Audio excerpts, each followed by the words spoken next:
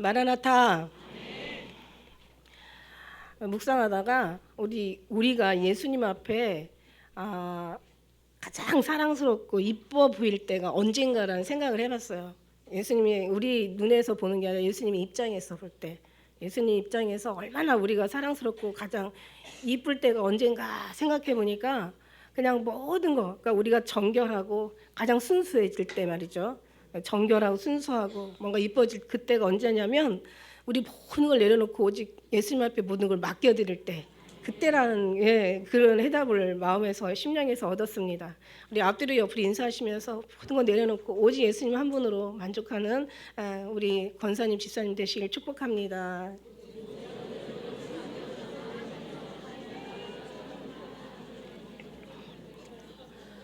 제가 오늘 성경 말씀을 전하면서 또 어떤 생각을 했냐면, 성경은 공부가 아니다, 지식을 채우는 어떤 그런 시간이 아니라, 뭐 성경에 있는 내용들을 알아가는 게 아니라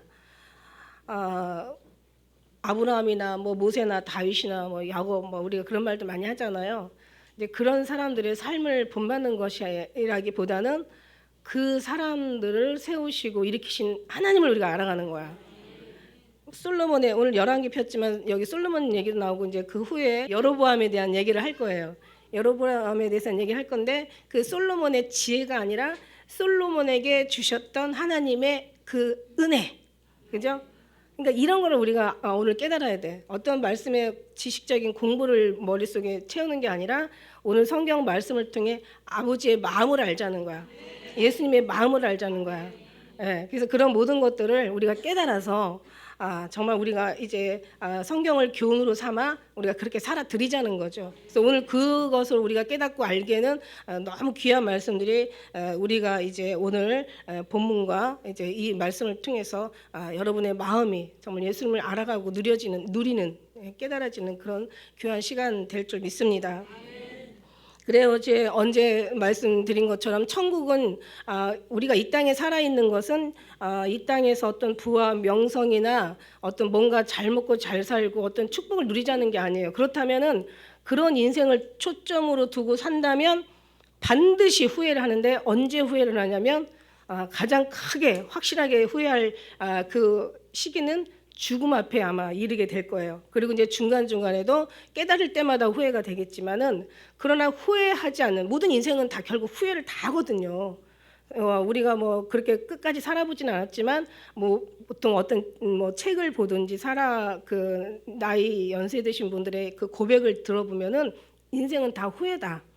그러니까 뭔가 그들의 삶은 뭐냐면 부와 명성과 이 땅에서 뭔가 영광을, 축복을 얻기 위한 그런 삶의 모든 어떤 초점이 맞춰졌기 때문에 그런 거다. 그런데 우리는 후회 없는 삶을 살아야 되지 않냐, 알면서 왜 그 후회하는 삶을 왜 그 뒤를 따라가냐, 참 미련한 거잖아요. 그래서 그렇게 살지 않기 위해서 우리가 주님 앞에 예배를 드리고 주님을 알아가자는 거죠. 그래서 우리는 거기에 맞춰서 가는 게 아니라 하늘나라 가기 위해서 이 땅은 준비하는 곳이다. 그럼 준비라는 게 뭐냐는 거예요. 우리가 준비라는 것이 그렇게 뭐 즐거워 보이고 어떤 그런 행복해 보이는 건 사실 아니에요. 사람이 찾는 거기 기준하고는 정반대이기 때문에 우리를 내리고 우리를 낮추고 그다음에 우리의 원하는 것을 내려놓고 오직 구원의 하나님의 것을 채우는, 그렇게 위해서는 연단이나 뭔가 하나님 앞에 훈련을 받아야 돼. 그래서 주님은 그렇게 말씀하시고 계세요. 고난이 유익이라고. 이것으로 인하여 하나님의 윤례를 배우는 거예요. 하나님에 대한 뜻을 우리가 깨달아지는 거예요. 그러니까 정말 이걸 안다면 내가 어떤 환경이나 어려움의 환경이나 연단의 어떤 그런 상황에 들어갔을 때는 어떻게 해야 되나? 기뻐하고 감사해야 되는 거고, 거기서 승리해서 나와야 되는 거예요. 그러니까 그걸 승리할 수 있는 것이 우리 예수 그리스도, 우리 정말 주님밖에 없다라는 거예요. 그래서 제가 맨날 주님과 함께 하지 않으면 이길 수 없다. 그래서 맨날 그 얘기를 이제 드려지는 건데, 성경은 어디 창세기부터 계시록까지 다 거기다 맞추고 있어요. 후회하지 않는 삶, 오직 예수님과 함께하는 삶, 천국을 기준으로 초점을 맞추고 이 땅에서 우리의 것을 내려놓고 살아가는 삶. 그 순간에는 어떤 영광, 부귀, 명성을 찾는 사람보다는 그렇게 뭔가 이렇게 행복해 즐거워 보이지는 않을 수 있어요. 그러나 결국 죽음 앞에는 후회를 하지 않는다는 거지. 이게 지혜라는 거예요. 하나님의 지혜라는 거예요. 그런데 성경을 보면은 참 미련하고 어리석은 게 알면서 보고 같이 살아왔으면서도 옛날에 그 어른들이 그런 말이 있더라고요. 욕하면서 닮는다고. 그러면서 그냥 그 사람들의 삶을 도로 사는 거예요. 이게 치매라는 게 너무 무서운 거예요. 그래서 이게 미혹이거든요. 그래서 오늘 말씀 제목이 미혹되지 마라. 미혹되지 마라. 한 가지 예를 들어서 어떤 사람이 뭐 어디다가 투자를 하면은 정말 대박 친다고, 그죠? 막 떼돈을 번다고 인생에 그냥 확 그냥 뭐 어떤 그냥 뭐 행복이 그냥 그대로 뭐 찾아온다라고 얘기하면서 자기 모든 전 재산을 다 거기다가 투자를 하게 했어. 자기 어떤 이제는 그것도 부족해서 너무 막 확신이 있다 보니까 막 다른 데서부터 막 얻어다가 막 거기다 투자를 했어. 근데 알고 봤더니 그게 망했어. 그래서 쫄딱 망한 거야. 그러면 누구를 원망해야 돼요? 그렇지. 이제 자신을 원망하는 거지. 결국은 자신밖에 내가 미쳤어. 내가 왜 그랬지? 아니 그 사람을 사기치려고 나온 사람인데 사단은 우리에게 미혹하려고 있는 존재인데 사단한테 미혹되지 말라는 거죠. 그 사기꾼한테 미혹되면 사기꾼을 원망도 하겠지만 그러나 실제적으로 원망하는 건 자기예요. 그러니까 무슨 얘기를 하려고 하느냐? 분별이 있으라는 얘기야. 우리에게 분별이 있어야 돼. 정말 미혹되지 말고 분별 있는 삶이 너무 중요한 거야. 그래서 배워야 된다는 거지. 그래서 깨달아야 된다는 거야. 우리 한 번만 더 앞으로 미혹되지 말고 분별하는 삶을 사시기를 축복합니다.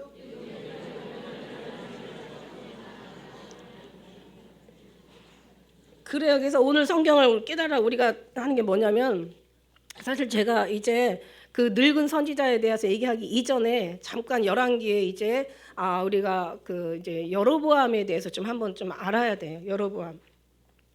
왜냐하면 우리가 알다시피 이제 지난번에 솔로몬에 대한 얘기 했잖아요. 얼마나 하나님께서 복을 많이 주시고 솔로몬을 사랑하셔서 지혜뿐만 아니라 그냥 원하는 거, 눈에 보는 거, 하고 싶은 거, 갖고 싶은 거 다 했어. 전에도 후에도 없을 정도로 솔로몬은 대단한 사람이었어. 그런데 이제 사람이 너무 편안하고 너무 그냥 삶이 형통하다 보니까 이상한 생각을 하게 되는 거야. 이제 그때부터 타락하는 거야. 그래서 고난을 받아야 된다는 거야. 솔로몬이 망한 이유는 고난을 받지 않았다는 거죠. 훈련을 받지 않았다는 거야.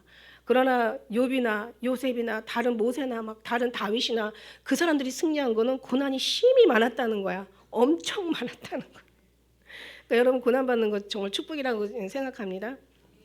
근데 중요한 거는 솔로몬이 그렇게 해가지고 나중에 이제 못된 짓을 했어. 막 그냥 40년 이제 정권 잡는 동안에 20년 중에서 13년을 지성을 짓고 그 다음에 7년 동안은 이제 하나님 성전이라고 졌는데. 그거 말고도 보니까 여기저기다 궁을 엄청 많이 져놨더라고요. 건축을 엄청 많이 했어. 근데 그런 속에서 이제 솔로몬은 너무 백성들을 힘들게 했던 거야. 아주 고역으로 아주 굉장히 어떤 중한 그런 이제 어려움을 이제 백성들이 살았던 거죠. 그래서 이제 죽고 나서 이제 그 아들이 르호보암이 이제 이제 왕권을 잡는 거죠. 아버지 대를 잇는 거야. 근데 이제 르호보암한테 가서 이제 여로보암하고 회중이 가가지고 이제 우리가 잘 알다시피 가서 당신의 아버지는 우리에게 너무 힘들게 무거운 짐을 졌다. 이제 우리를 좀 편하게 좀 해달라. 이러면서 이제 얘기를 해요. 그랬더니 지금 어떤 상황도 알지 못하고 이제 어떻게 해요? 르호보암이 이제는 그 젊은 사람들의 교도를 쫓아서 이제 내 새끼손가락이 아버지 허리보다 굵어. 그래서 아버지는 채찍으로 너희들 다스렸다면 나 이제 정갈 채찍으로 다스릴 거야. 이러면서 이제 젊은 사람들의 교도를 쫓고 그러고 나서 이제 회중과 여로보암한테 얘기를 하고 나니까 다들 이제 질려버린 거야. 다들 이제 아주 그냥 뒤로 까무러칠 일이지. 그러니까 어떻게 해요? 우리가 어디부터 시작되냐면은 우리가 열왕기 11장 26절에 보니까 이 여로보암이 어떤 사람인가를 좀 봐야 돼요. 여로보암이 솔로몬의 신복 우리 11장 한 26절만 잠깐 좀 먼저 읽고 가겠습니다. 솔로몬 26절부터 그 밑에 말씀에 보면은 솔로몬의 신복 느밧의 아들 여로보암이 또한 손을 들어 왕을 대적하였으니 저는 에브라임 족속인 스레다 사람이요 그 어미의 이름은 스루아니 과부더라. 저가 손을 들어 왕을 대적하는 까닭은 이러하니라. 이제 여로보암이 이제 르호보암한테 이제 대적을 하는데, 자 어떤 이유냐면 솔로몬이 밀로를 건축하거든요. 근데 이제 이 밀로라는 것은 이것도 어떤 성전의 이름이래요. 근데 어디에 붙어 있는 성전인지는 모른대요. 뭔가 어떤 건물 건축이야. 그리고 이제 그 붙인 다윗의 성에 무너진 것을 수축하였는데, 이 사람 여로보암은 큰 용사라. 어떻게 보면 큰 용사라는 게 문제야. 저는 이 큰 용사라는 생각이 들다가 갑자기 작은 자 중에 가장 작은 기드온 있죠. 사사기에 보면은 기드온. 그러니까 그는 굉장히 겸손했어요. 그러면서 나는 못합니다. 이 나라를 어떻게 내가 지도자가 돼서 이 나라를 구원할 수 있겠습니까? 막 그냥 아주 그냥 미디암의 그 어떤 그런 이제 둘러싸인 이스라엘의 그 고초와 고통을 이제는 하나님이 사자가 이제 기드온에게 나타나가지고 하라고 했을 때, 네가 이제 서서 앞장서서 이제 내가 너를 통로로 사용할 것이다 했을 때, 막 기드온은 막 굉장히 아주 죽어 그냥 나는 못합니다. 막 양털 깔아놓고 뭐 물만 가장만 적게 하시고, 또 한 번은 또 더 양털만 적게 하시고 별짓 다 하잖아. 우리가 잘 알다시피. 그런데 이 사람은 자기는 큰 용사라고, 이제 큰 용사가 문제라니까. 우리는 하나님은 작은 자들의 중심을 통해서 영광을 받으신 줄 믿습니다. 그러니까 커도 우리는 항상 주님 앞에 작은 자예요. 우리가 무슨 하나님 앞에 클 게 뭐가 있어?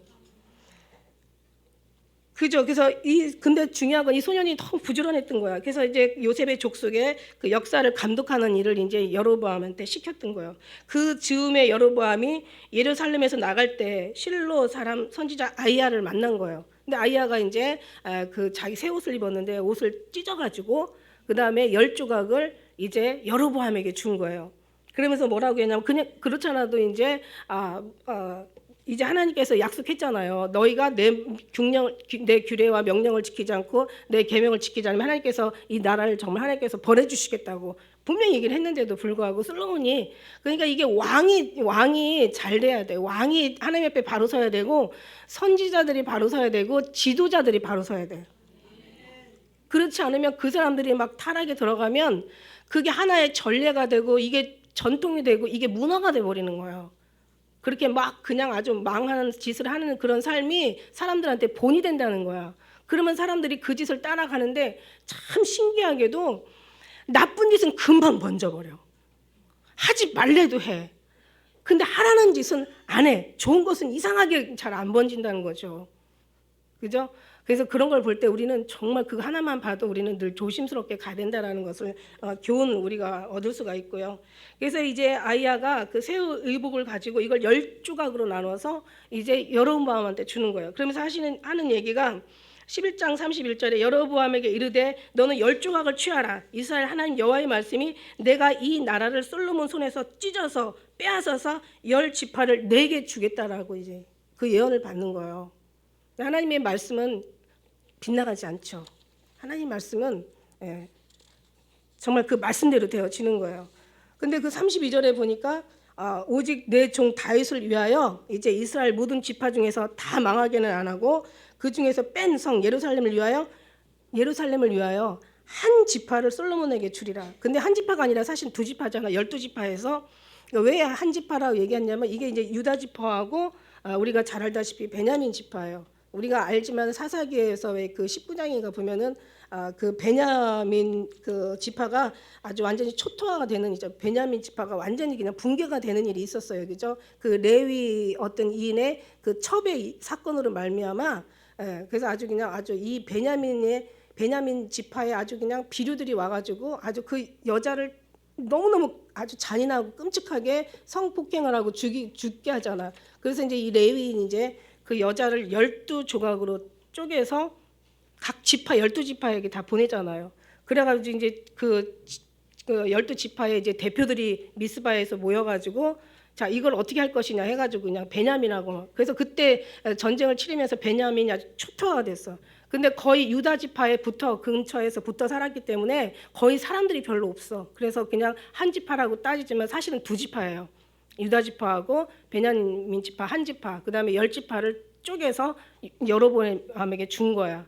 그래서 이제서 이렇게 되면서 이제 그 동족 상잔에 이제 비극이 시작되는 거죠. 말하자면 이제 남유다와 북이스라엘, 그러니까 이 10지파를 통해서 이제 북이스라엘에 세워진 이 여로보암이 초대 왕인 거잖아요. 우리가 잘 알다시피. 근데 이러면서 이제 여로보암이 이제 나라를, 이제 이스라엘, 북이스라엘이라는 나라의 이제 왕이 되는 거예요. 그러면 어떻게, 이 왕이 어떻게 된 거예요? 하나님이 허락해 준 거잖아요. 하나님이 부여해 준 거잖아요. 그런데 이 여로보암의 하는 짓거리를 보면은 완전히 솔로몬하고 비슷하게 가. 그러니까 참 배운 대로 담는 거야. 얼마나 그게 무서운 건지 몰라요. 여러분이 축복받은 삶을 살려면 괜찮은 사람 옆에서 보고 배워야 돼. 이게 아주 아주 그렇지 않은 사람 앞에, 그렇지 않은 사람 앞에 옆에서 살면요, 그게 그대로 그냥 그 전이가 되는 거예요. 전염이 되는 거야. 아주 그냥 깊이 전염이 돼.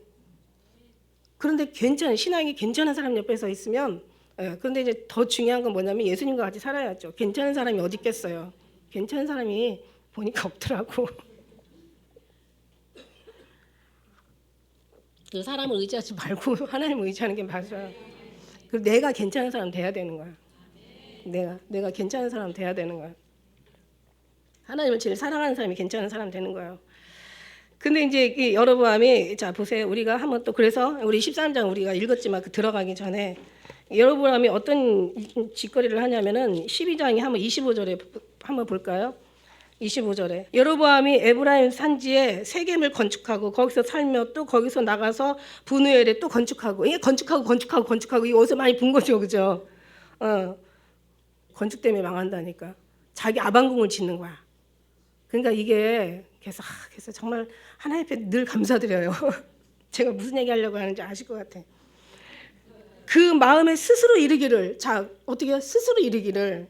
그러니까 이게 문제예요. 자기 스스로 된 자가 문제라니까.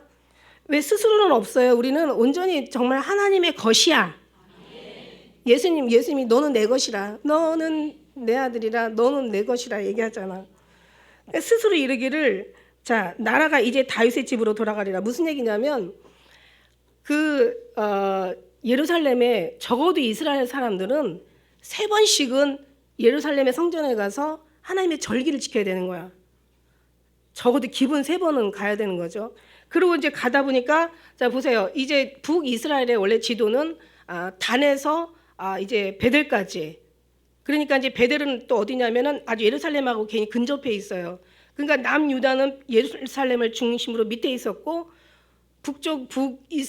남유다는, 그 다음에 북이스라엘은 이제 위에 꼭대기 단에서부터, 원래는 지도가 왜 이스라엘 보면은 단에서부터 브엘세바까지잖아. 그런데 이제 단에서부터 그 예루살렘 바로 위에 베델까지가, 여기가 이제 북이스라엘인 거예요. 경계, 이제 38선 경계죠. 우리나라로 따지면. 근데 이 사람들이 이제 절기를 지키려면 어디로 가요? 예루살렘으로 가야 되는 거야.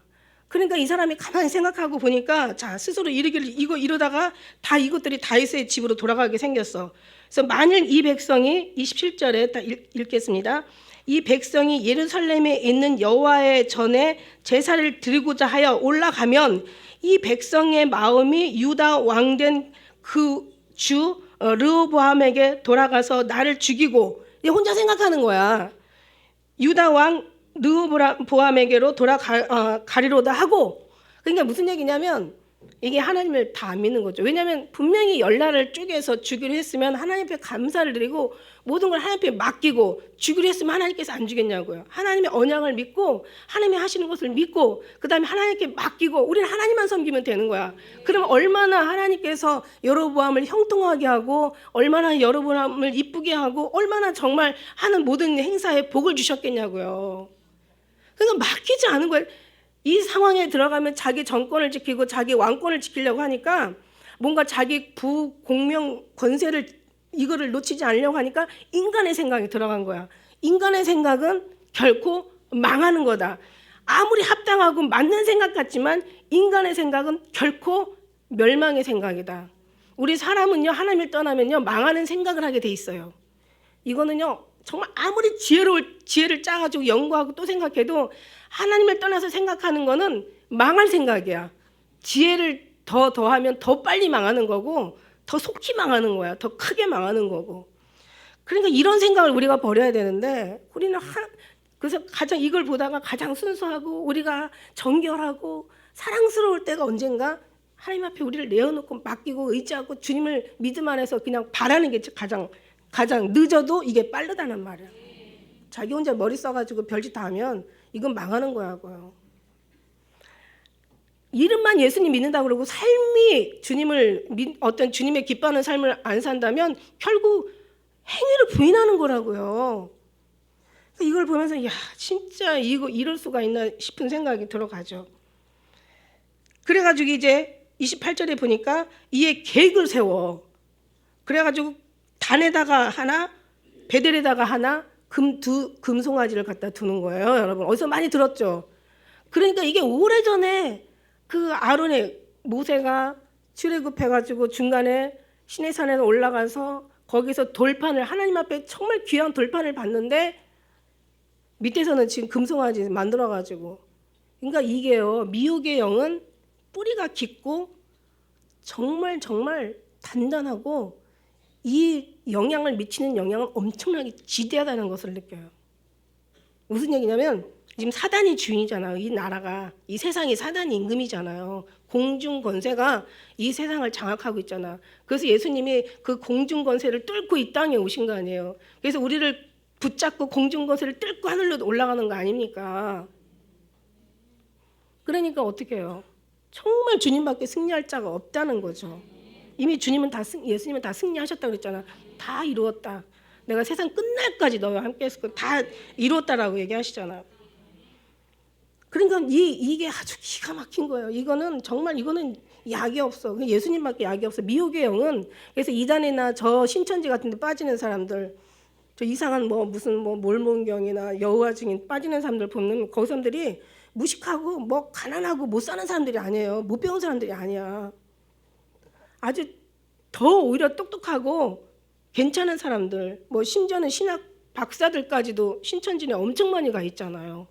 이거는 신앙으로도 안 되고 자기 의지로도 안 되고 자기 어떤 인내나 수고나 자기 노력으로도 안 되는 거야. 이거는 미혹의 영은 한번 잡히면요.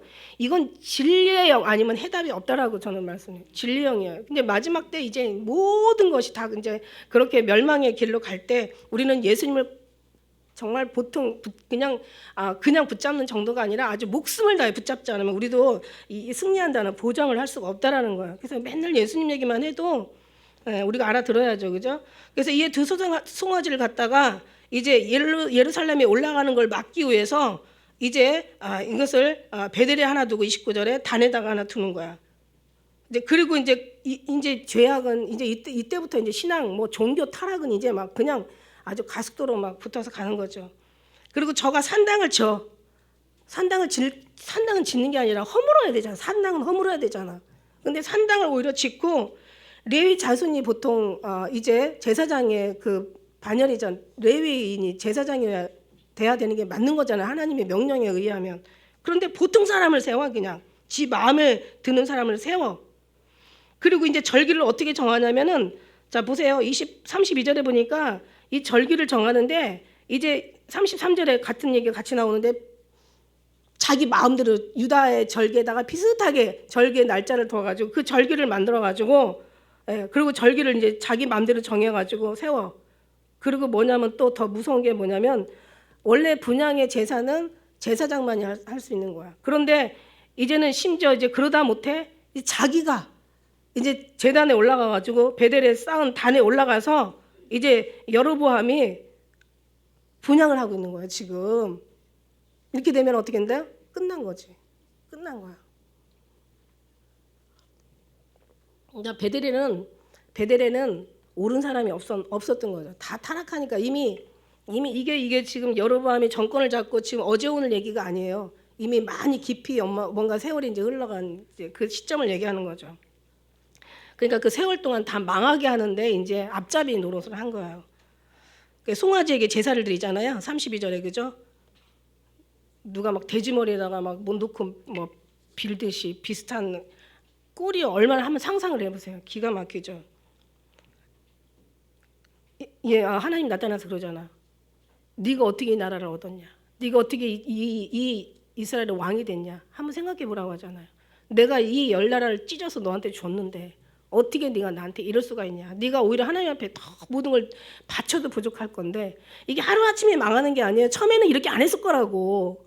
근데 자기 생각이 들어가고 자기 부를 지키고 자기의 왕권을 지키고 정권을 지키려고 하니까 이제 머리가 이쪽으로 돌아가는 거야. 인간이라는 것이 왜 이렇게 구조가 이렇게 생겼나 몰라.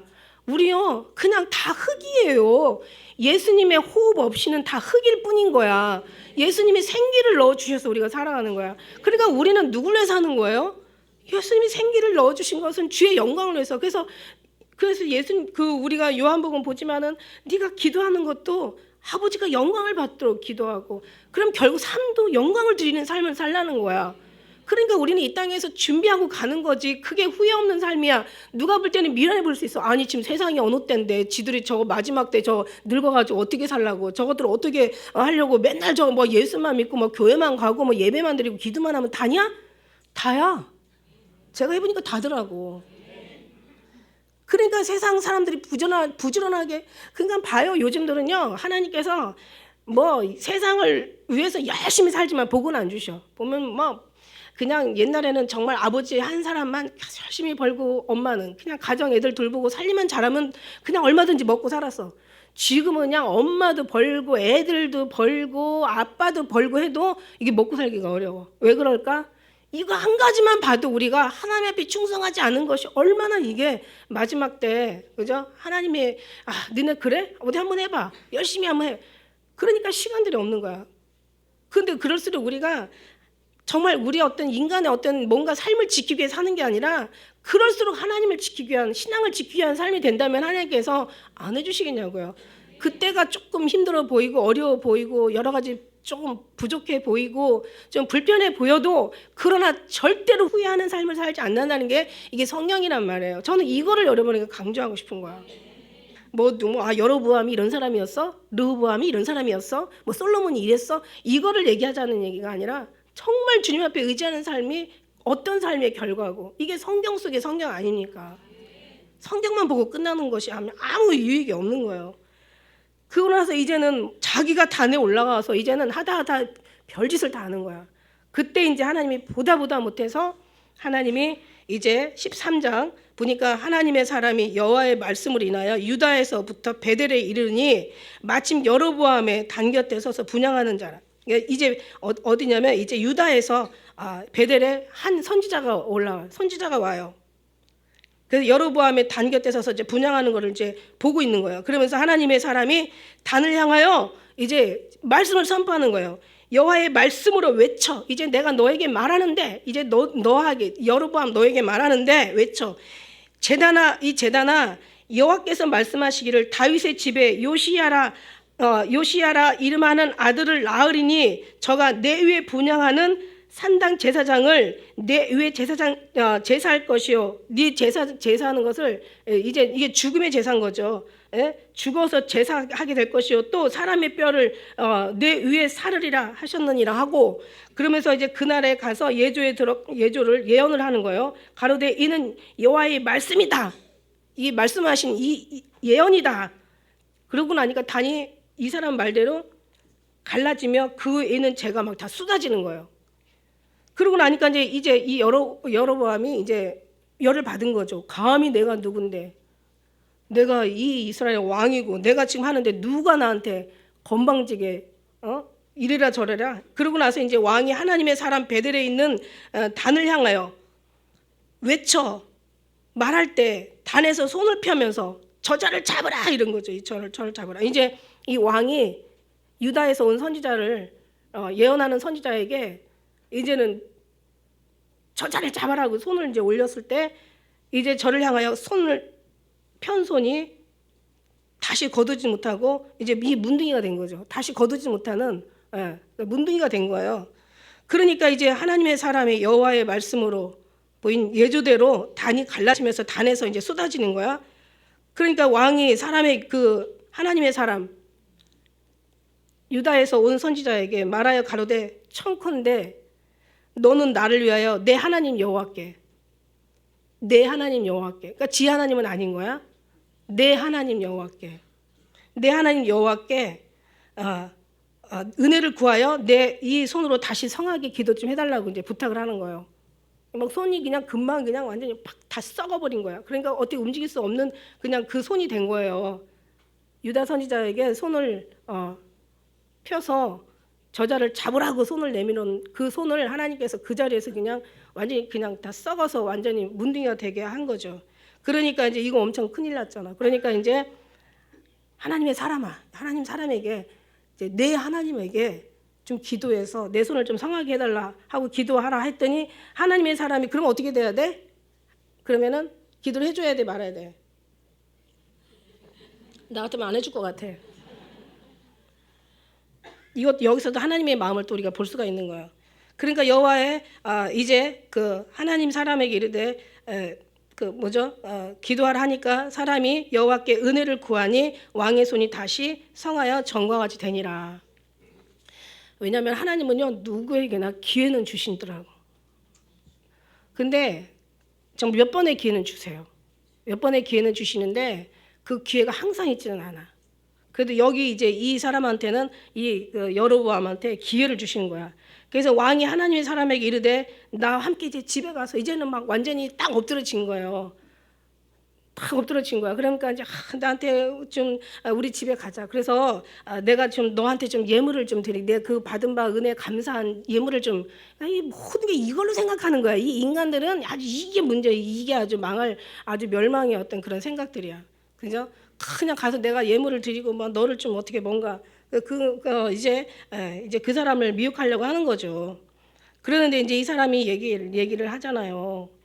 예? 나는 예물 우리 집에 가서 좀 몸도 쉬고 예물을 드리겠다 하니까 8절에 뭐라 그래요? 하나님의 사람이 왕께 대답하되 왕께서 왕의 집 절반으로 내게 준다 할지라도 참 대단한 거예요. 그죠? 나는 왕과 함께 들어가지도 아니하고 이곳에서는 떡도 물도 마시지 않을 거라고. 이는 여호와의 말씀이라고 이러면서 얘기를 해요. 여기까지는 괜찮이 좋았어. 그 다음 뒤에 이제 슬픈 일들이 펼쳐지는 우리가 읽은 본문인 거예요. 그래서 이제는 이 다른 길로 가고 거기서 베델에 오던 길로 쫓아 돌아가지 아니하고. 그래서 우리가 이제 11절부터 읽었잖아. 11절부터. 근데 베델에 이제 한 늙은 선지자가 있는 거예요. 베델에 늙은 선지자가 있다는 것 자체가 늙은 선지자 베델에 선지자가 있어. 저는요 제가 생각하기에 베델에 늙은 선지자가 지금 있으면 안 되는 거예요. 왜냐하면 지금 베델에는 어때요? 베델이나 단이나 다 지금 완전히 타락으로 다 돼 있는 거야. 제대로 된 사람이라면 예루살렘으로 내려가야 돼. 가야 돼. 예루살렘으로 가야 돼. 제대로 된 하나님 앞에 절기를 지키고 제대로 된 제사를 드리고 제대로 된 하나님을 섬기는 그런 삶이 돼야 되는데 뭔가 이 늙는다는 그 늙었다는 거기에 뭔가 뉘앙스가 안 좋은 거예요. 그래가지고 이 베델의 이 한 늙은 선지자가 사실 늙는 것이 이게 잘 늙으면 이것도 거룩한 하나의 단어가 될 텐데 이 늙은 선지자가 사는데 그 아들들이 와가지고 이제 일어났던 일들을 다 얘기하는 거예요. 유다 선지자가 와가지고 여로보암이 제단에서 분향을 하는데 와가지고 이제 막 예언을 하더라. 예언을 하는데 그 예언을 통해서 이제 그런 어떤 막 죄가 갈라지면서 막 모든 것들이 다 쏟아지면서 이제 저자를 잡으라 얘기했는데 막 손이 문둥병이 막 들어가지고 이제 너무 두려우니까 다시 기도해 달라고 하니까 기도해가지고 정상으로 다시 돌아와고 왔어. 그래서 뭘 이렇게 먹으라고 하니까는 아무것도 안 하고 먹지도 않고 왔던 길로 아닌 다른 길로 돌아갔다. 이제 이런 얘기를 다 한 거예요. 그러니까 늙은 선지자가 궁금한 거예요. 도대체 누군가. 이 베델 늙은 선지자가 이제 살았는데 그 아들이 와서 이런 얘기를 다 하고 나니까 그 행한 일을 다 저에게 구하고 나니까 그가 왕에게 구한 말씀도 저희 그 아비에게 이제 다 구한 거예요. 베델이라는 것은 무슨 뜻이냐면 하나님의 집이라는 거예요. 하나님의 집이라는 뜻의 베델의 어떤 그런 의미인데 지금 이미 하나님의 집이 아니고 타락의 장소가 돼버린 거야. 이제 완전히 그냥 아주 그냥 뭔가 지금 아주 그냥 하나님이 기뻐하는 그런 곳이 아닌 거죠. 우상의 처소가 돼버린 거죠. 그래서 나라가 원래 이 모든 것들이 어디서부터 온 거냐면 솔로몬에부터 온 거예요, 사실은. 솔로몬의 이제 하나님 앞에 불순종부터 온 거예요. 그러니까 이제 12절에 보니까 그 아비가 저희에게 이르되 그가 어느 길로 가냐 하니까 이제 그 아들들이 유다에서부터 온 하나님의 사람의 간 길을 본 거야. 이거 참 이거 망할라니까 이거 진짜 그냥 그걸 안 봤으면 이게 안 됐을 텐데 이게 이것도까지 또 어떻게 이게 보게 된 거냐고요. 그 오던 길도 아니고 다른 길로 갔는데, 그죠? 그래서 저가 이제 아들들에게 이르되 가서 빨리 안장을 쳐, 나귀 안장을 쳐라. 이제 그러고 이제 그 안장을 쥐고는 이제 쫓아가는 거예요. 그래서 하나님의 사람이 들을 쫓아서 가다 보니까 상술이 나오면 이분이 이제 앉아서 쉬고 있는 거예요. 이게 얼마나 피곤했겠어요. 이 사람도 육신인데. 근데 뭔가 뉘앙스가 지금 뭔가 일이 벌어질 것 같은 그런 분위기인 거예요. 지금 빨리 일을 마쳤으면 진짜 얼른 정말 뛰어가든지 달려가든지 빨리 그 악한 그 처수를 벗어났어야 되는데 뭔가 거기서 마음이 좀 해해지고 풀어진 것 같아. 물론 힘도 들었겠죠. 여로보암하고 한바탕 하고 나니까 그냥 뭔가 이제 힘이 들었겠지. 근데 거기서 이제 그래서 방심하면 안 되는 거야. 근데 중요한 건요. 하나님께서 우리의 그 모든 잘못된 부분, 아름다운 그림을 그린다는 말이 또 여기서 나와요. 잘못된 것도 하나님이 하시면은 그걸 다 사용해서 재료로 사용하셔서 또 아름다운 작품을 또 만들어 주시더라는 얘기지. 그러니까 이제 그 사람한테 가가지고 자, 네가 유다에서 온 사람이냐 하나님의 사람이냐 14절에 그러니까 그래 맞다. 내가 그러하다. 그래요. 14절에 그러니까 15절에 자 그러면은 그 사람에게 이르되 나와 함께 우리 집으로 가서 떡을 먹자. 왜냐면 지금 금식하고 있는 거 알으니까. 진짜 그러니까 약점을 아는 거죠. 근데 이제 중요한 거는 예수님도 40일 동안 마귀한테 이끌려서 시험을 받으러 어떤 성령에 이끌려서 마귀에게 시험을 받아서 떡에 대한 시험을 했지만 이기셨잖아요. 그죠? 근데 이제 이분도 잘 이겨야 되는데. 그래서 이제 16절에 보니까 대답하되 나는 그대와 함께 가지도 않고 그대와 함께 이제 떡도 먹지 않고 물도 마시지 않을 거다. 왜? 하나님께서 나한테 그렇게 하라고 말씀하셨다. 여호와께서 내가 그렇게 이르셨다. 그랬더니 18절에 정말 기가 막히죠. 자, 그 사람에게 이르되 나도 그대와 같은 선지자라. 이렇게 얘기를 해요. 참 이거 그러니까 뭐라 그럴까? 동병상련이라는 어떤 그런 마음, 서로의 어떤 그런 불쌍한 처지들을 서로가 이렇게 알아볼 수 있는. 그러니까 뭔가 나도 너와 같은 선지자야라고 했을 때 마음이 딱 놓아졌을 것 같아. 그러니까 우리는 참 분별을 해야 되는데 참 마음이 놓아졌을 것 같아요. 뭔가 그러면서 이제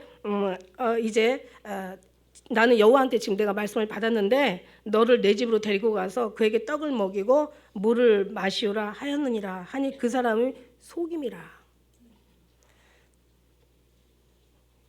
그러면서 이제 이 사람이 들어가잖아요. 그래서 오늘 우리가 마지막 읽은 19절 같이 한번 읽어보도록 하겠습니다. 시작.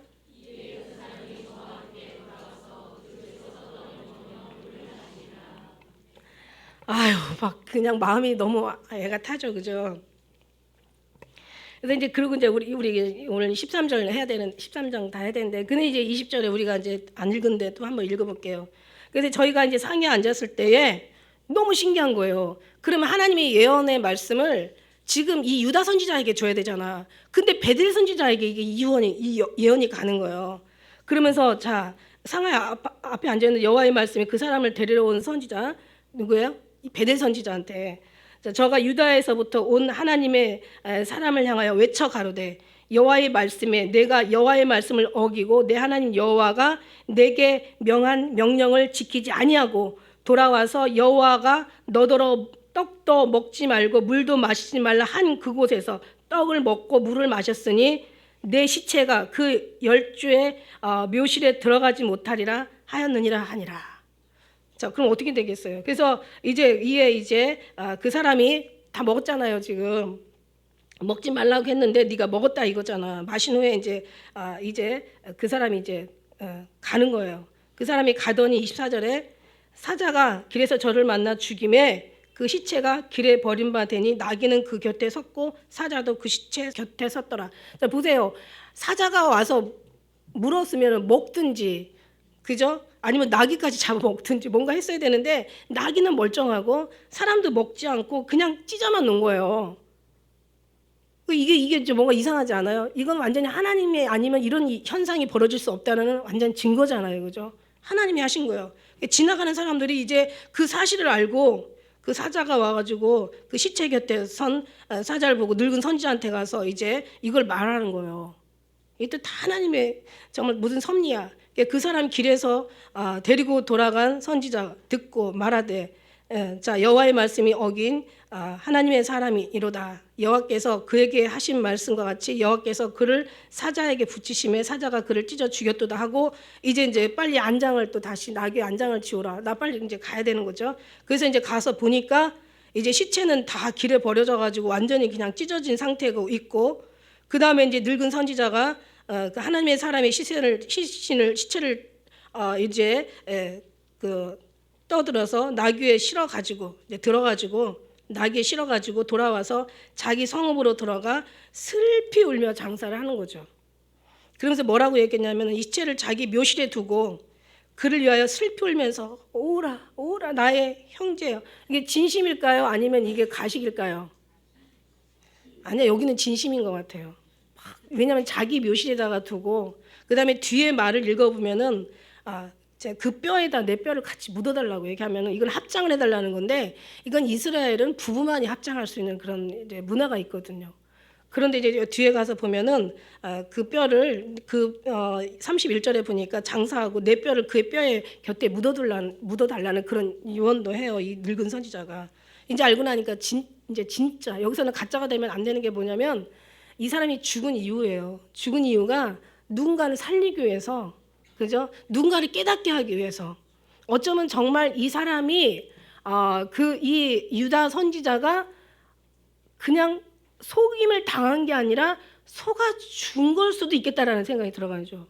속아줄 수도 있겠다. 왜냐하면 뭔가 아니면 속았든 속지 않았든 이거는 이런 거보다 더 중요한 건 뭐냐면 하나님이 이 사람의 죽음을 통해서 누군가 한 사람이 희생이 되면 누가 한 사람이 사는 거야. 예수님의 그 희생을 통해서 우리 인류가 사는 것처럼 믿는 자들이 살아나는 것처럼 누군가 진짜 하나님의 사람은 죽어도 하나님이 그 사람을 쓰신다라는 거죠. 여기서 이제 그런 교훈이 된 거죠. 교훈을 얻게 되는 거야. 그러니까 이 사람이 가가지고 이제 죽었지만 너무 기가 막히게 속임을 당하고 너무 어이없이 죽었지만, 그죠? 너무 어이없이 죽었지만 그러나 이 사람이 한 사람이 죽으면서 베델의 늙은 선지자, 뭔가 끝까지 살아남은 선지자, 이 사람도 하나님이 사랑하는 사람이었나 봐.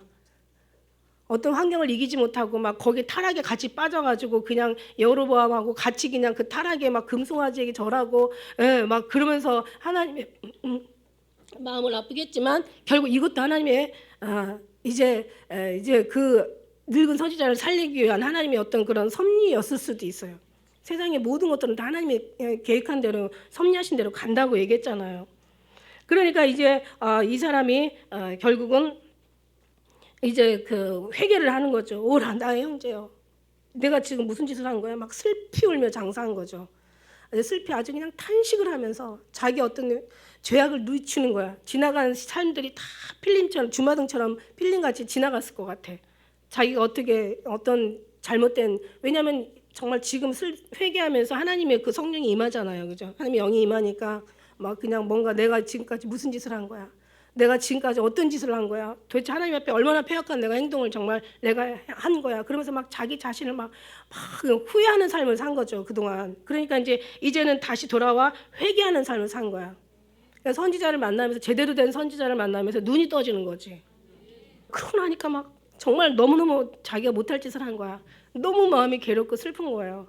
그러고 나니까 보통 자기 묘실을 내주지 않는다고요. 자기 묘실을 내주고 거기다가 장사하게 하고, 그 다음에 이제 그것도 끝나지 않고 자기 하나님의 사람 곁에 자기도 같이 묻어달라고 이렇게 예언을 해요. 근데 중요한 거는 이제 32절에 그거 보면 그가 여호와의 말씀으로 베델에 있는 단을 향하여 또 사마리아 성읍들에 있는 모든 산당을 향하여 외쳐 말한 것이 반드시 이룰 것이니라. 이게 무슨 얘기냐면 아까 이제 우리가 읽은 말씀 중에서, 그죠? 이제 그 유다 선지자가 얘기했잖아요. 그 여로보암한테 앞으로 이제 이렇게 우리가 지금 32절 읽은 것처럼 이제 그 사람의 유다 선지자의 예언이 이제 앞으로 확실하게 분명하게 이루어질 거라는 것을 다시 이제 이 사람이 인쳐주는 거야. 이 사람이 깨닫고 나니까 왜냐면 그거잖아요. 예수 안 믿는 예수를 믿는 사람들을 죽이는 데 가서 예수를 믿어라 하면 죽는 거잖아. 그러니까 지금 베델에 지금 여기 다 가짜들만 있는 데다가 진짜 얘기를 하면 하나님의 진짜 얘기를 하면 어때요? 아까도 그냥 여로보암이 그 유다 선지자를 죽이려고 했던 건데 당연히 죽이려고 하겠죠. 그런데 이제는 죽음이 두렵지 않아. 제대로 된 말을 이제서야 고백을 하는 거야. 이제 고백을 하는 거야. 이제 이 그 베델 선지자 늙은 선지자가 이제서 고백을 하는 거야. 유다 선지자 말이 맞다. 이제 그 말씀은 하나도 땅에 떨어지지 않고 그대로 될 것이다. 그런데 여로보암은 어떻게 됩니까? 여로보암은 이 일 후에도 이런 일이 있었어. 한 번 기회를 줬는데도 불구하고 이 악한 길에서 떠나서 돌이키지 아니하고 다시 보통 사람으로 백성으로 산당의 제사장을 또 삼아. 누구든지 자원하면 그 사람으로 산당의 제사장이 되게 해. 그 여로보암의 집에 죄가 되어 그 집의 지면에 끊어져 멸망케 되니라. 나중에는 이제 보면은 그 아비야라는 자기 아들이 이제 병 걸려 죽죠. 그 다음에 여로보암이 완전히 말씀이 뒤에 가서 보면은 우리 한번 14장 7절 한번 더 볼까요? 그죠? 이제 뭐라고 이제 걸고 자기 아들이 죽게 생겼으니까 처음에 그 여로보암이 만났던 선지자 있잖아요. 10조각을 취해서 이제 네가 열나라를 너에게 하나님이 줄 거라고 한 그 아이야 선지자를 찾아가라고 그래요. 변장을 해가지고 찾아가라고 그래. 아들이 죽게 생겼으니까 좀 너무 답답하니까 가서 한번 좀 물어보고 와라. 그러고 갔는데 이제 변장하러 가니까 이미 하나님께서 그 아이야 선지자에게 이제 여로보암 마누라가 이제 변장을 하고 너한테 올 텐데 이제 네가 이렇게 얘기하라. 이미 이제 말씀을 주는 거예요. 그러고 나니까 이제 그 여자가 들어오니까 여로보암 쳐요. 네가 어찌하여 변장을 하고 왔느냐. 기절할 일이지. 네 아들은 그대로 죽을 것이다라고 예언하면서 여로보암에게 7절에 뭐라고 얘기하냐면 가서 여로보암에게 고하라. 이스라엘 하나님 여호와의 말씀이 내가 너를 백성 중에서 들어 내 백성 이스라엘 주권자로 되게 하고 나라를 다윗의 집에서 찢어 내가 내게 주었거늘 너는 내 종 다윗이 나의 명령을 지켜 전심으로 나를 쫓으며 나 보기에 정직한 일만 행하였음과 같지 아니하고 너의 이전 사람들보다도 악을 행하여 가서 너를 위하여 다른 신을 만들고 우상을 부어 만들고 나의 노를 격발하고 내 등 뒤에 나를 버려버렸다 이거지. 그러므로 내가 여로보암의 집에 재앙을 내려서 여로보암에게 속한 모든 그 사내는 이스라엘 가운데 메인자나 노인자나 다 끊어버리되 그죠? 거름을 쏟아서 버림같이 여로보암의 집을 맑게 다 쓸어버릴 것이다. 여로보암에게 속한 자가 성에서 죽은즉 개가 먹고 들에서 죽은즉 공중에 새가 먹으리니 이는 여호와가 말하였음이니라 하셨으니 일어나서 그대로 가서 이제 그 처가 가서 얘기하는 거야. 근데 중요한 건 이제 여기까지 이 사람들은 여기 있는 시대 사람들은 여기까지만 알겠지만 우리가 역사를 보지만 나중엔 다 망하잖아요. 결국 북이스라엘에서 나온 제대로 된 왕이 하나도 없어.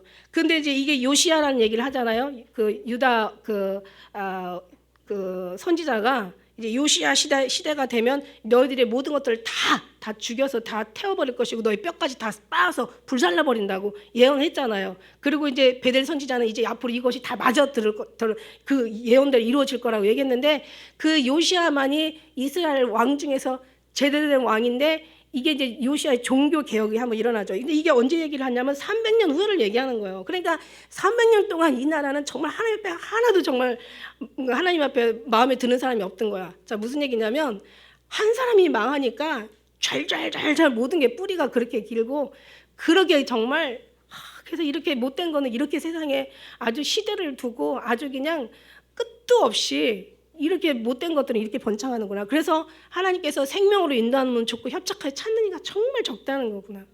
이 시대에서 생명을 찾으려면 목숨을 내놓고 찾아야 돼. 목숨을 내놓고 하나님을 섬겨야 돼. 목숨 내놔야 돼. 그게 바로 신앙이야. 우리도 이 시대에서 이제 앞으로 지금은 뭐 목숨까지 안 내놔도 되지만 지금 북한에서 믿는 사람들은 목숨 내놓고 믿는 거잖아요. 초대교회는 목숨 내놓고 믿었잖아요. 앞으로 마지막 시대에도 목숨 내놓고 믿어야 돼요. 그 시대가 되면 목숨 내놔야 돼. 근데 그때 가서 없던 믿음이 갑자기 생기지 않아. 절대로. 물론 하나님이 하시면 뭐 3일만 해도 성전을 지키라 하시지만, 그래서 우리가 준비하는 거예요. 그래서 사는 게 잘 살려고 신앙생활 하는 게 아니라 잘 죽으려고 신앙생활 하는 거야. 잘 죽든 잘 살든 그건 두 번째 문제고, 오늘도 우리 안에 예수님이 계시고 예수님이 우리 안에 계시고 내주하시고 임재하시고 차정하시는 예수님으로 우리가 살아야 된다는 거야. 그래 그분만이 우리를 살 수 있다는 거지. 그래서 우리는 정말 이 말씀을 통해서 정말 예수님 아니면 우리도 이 상황이, 아니 한 사람 한 사람이 여로보암의 어떤 처지가 된다면 그 사람이 여로보암같이 살지 말라는 그런 게 없어요. 다 그렇게 살 수 있는 게 보통 인간의 본능이란 말이지. 그리고 그렇게 다 지금 살고 있는 게 현실이라는 얘기예요.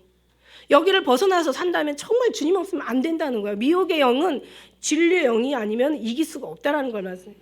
그러니까 정말 예수님밖에 없는 거예요. 해답이 예수님이 해답이고 정답이 예수님이 정답이고. 그 말씀이 이루어지는데 우리 마지막 이것만 보고 끝납시다. 열왕하 23장 15절 한번 가봅시다. 이것만 보고 이제 말씀 마칠게요. 열왕기하 23장 15절 뒤에 가면 있죠. 23장 15절. 그 이제 유다 그 선지자가, 그리고 또 베델 선지자가 유다 선지자의 말을 인용해서 그 선포한 그 말이, 자 15절에 가니까 23장 15절에 이스라엘 범죄케 한 느밧의 아들 여로보암이 베델에 세운 단과 산당을 왕이 헐고, 이제는 그 요시아의 왕의 개혁이 일어나잖아, 그죠? 그러면서 이제 단과 그걸 다 헐어버려. 그러니까 그 유다 예언이 그대로, 그 유다 선지자 예언이 그대로 된 거야. 산당을 다 불사르고 빻아서 가루로 만들고 정확하게. 그러니까는 하나님이 말씀한 걸 성취하는 거예요. 그러니까 우리는 하나님의 말씀한 걸 우리 삶 속에서 성취하시는 거야. 우리에게 약속하신 것들이 그것이 성취되는 거야. 인생은 여러분의 뜻대로 가는 게 아니야. 인생의 인생대로 가는 건데 그 인생을 주관자가 하나님이시라는 거야. 그러니까 인생은 내가 원하는 대로 가면 얼마나 좋겠어. 여러분 이렇게 살고 싶겠어? 그렇잖아. 인생이 내 원하는 대로 간다면 여러분 여기 있겠냐고요. 다 지금 막 여행 다니고 지금 완전히 막 쇼핑 다니고 지금 이 시간에 이러고 있겠냐고요. 지금 인생은 내가 원하는 대로 가는 게 아니라, 인생이 원하는 대로 가는 게 아니라 인생은 하나님이 원하는 대로 가는 거예요. 그러니까 말씀하신 모든 말씀이, 그러니까 여로보암이 그다음에 르호보암이 다 그렇게 미친 짓을 한 거는 이미 솔로몬의 미친 짓을 통해서 하나님이 약속한 네 대해서 내가 네 나라를 흩을 것이 아니라 네 자식에 대해서 흩을 거라고 이미 예언한 것을, 그것을 이제 르호보암이나 여로보암 시대에 이게 다 그 예언대로 성취가 되는 거예요. 그 다음에 유다의 그 선지자 얘기대로 지금 오늘 여기 자리에서 그대로 성취가 되는 거죠. 300년이 지난 요시야 왕, 이름까지 정확하게 얘기하잖아요. 그죠? 요시야 왕이 이제 종교 개혁을 하는 거예요. 이나마 하나 괜찮은. 그런데요, 이게 다 이미 300년이 뿌리까지 썩을 대로 썩어버리니까 요시야의 종교 개혁도 그렇게 큰 어떤 효력을 발휘하지는 않아요. 근데 어쨌든 간에 그런 이제 그대로 가서 다 빻아서 가루로 만들고 아세라 목상을 다 불살라버리고, 요시아가 몸을 돌이켜 산에 있는 묘실을 보고 보내어 그 묘실에게 해구를 취하에다가 그 단에 다 불살라버려. 그 모든 뼈를 다 불살라버릴 거라고 했잖아. 그러니까 다 그게 성경대로 다 성경 하나도 막 그대로 가는 거죠. 단을 다 그 다음에 이제 그 모든 걸 다 이제 하나님의 사람이 전한 그대로 모든 게 여호와의 말씀대로 되었더라. 16절 끝에. 그러니까 이제 요시아가 이르되 하다 보니까 뭐 미석이 하나 있어. 저기 무슨 미석이냐고 물어보니까, 자 그게 이제 유다 선지자의 죽음이라는 걸 가르쳐 줘요. 이런 일이 있었는데 그 이제 하나의 전례처럼 이제 얘기가 돼서 얘기거리가 돼가지고 이제 내려왔겠죠. 그래서 이런 일이 있었는데 하나님의 사람이 여로보암에게 이제 뭔가 예언을 하고 그 다음에 이제 이렇게 죽임을 당한 얘기를 했겠죠. 그래서 그 비석이라고 얘기하니까 베델의 단에 향하여 행하신 그 모든 걸 다 전한 거예요. 그죠? 17절에 그러니까 유다에 왔던 하나님의 사람이 묘실이니이다. 그리고 그 사람은 하나님의 하나님 그 선지자의 묘실입니다. 하니까 가로되 그대로 두고 그 뼈를 옮기지 말라 하매 무리가 그 뼈와 사마리아에서 온 선지자 뼈는 그대로 두었더라. 그러니까 이 사람도 이제 덕분에 불살라지지 않은 거죠. 왜냐하면 뭐 우리는 죽으면 천국 가는데 무슨 뼈가 그렇게 중요하냐 하지만 요셉도 그렇게 안 하잖아요. 너희가 애굽 출애굽할 때 내 뼈를 좀 나를 좀 데려가 달라, 내 뼈를 좀 옮겨달라 얘기하잖아요. 이게 이스라엘의 그 어떤 전통이나 그 어떤 문화는 되게 중요한 거예요. 이게 그러니까 그래서 이제 이렇게 하나님의 말씀대로 되어지는 거죠. 그러니까 뭐든지 하나님의 그 사랑 안에, 하나님의 계획 안에, 섭리 안에, 그 약속 안에 있다면 우리는 염려할 게 없는 거예요. 그 약속이 우리를 끝까지 지켜주시고 우리가 우리를 지키는 게 아니에요. 우리가 우리를 승리로 이끄는 게 절대로 아니에요. 이게 바로 율법이란 말이야. 자기 수고나 노력이나 자기 열심을 통해서 뭔가를 하나님 앞에 드린다고 하면 이게 바로 율법인 거예요. 그죠? 율법이 나쁜 게 아니에요. 좋은 거예요. 그런데 하나님 앞에는 그게 나쁜 거라는 거지. 하나님은 철저하게 하나님을 의지하는 거야. 그래서 우리가 할 수 있는 것도 할 수 없는 것도 의지하지만 할 수 있는 것도 의지하라고 제가 말씀드리는 거예요. 왜냐하면 하나님이 다 모든 걸 이루어 주시니까.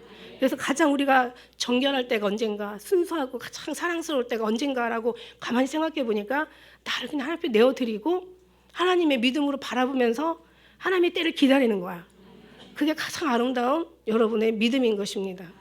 아무튼 하나님의 사랑스러운, 하나님의 기쁨이 되어드리는 사랑하는 기쁜 우리 성도들 되시기를 예수님의 이름으로 축복합니다. 기도하겠습니다. 할렐루야.